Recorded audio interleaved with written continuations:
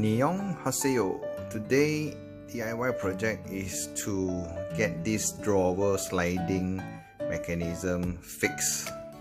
As you can see, this drawer is not as smooth as before. It is stuck, in fact. Well, the inner sliding mechanism, the runner, has wear off, so it's time to get a replacement done today. Now, after removing the drawer front, you can see the inner sliding mechanisms are actually all broken. The wheel is slanted. Now it's time to get a new set of replacement.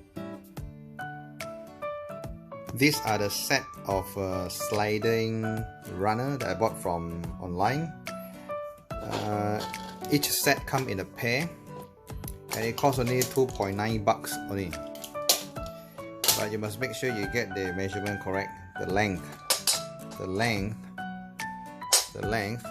must be the same. And for this one is 14 cm.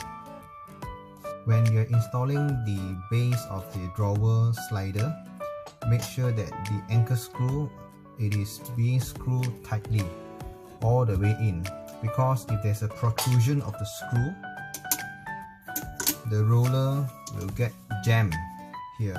So make sure it is flush in. The screw is screwed tightly to ensure a smooth rolling mechanism.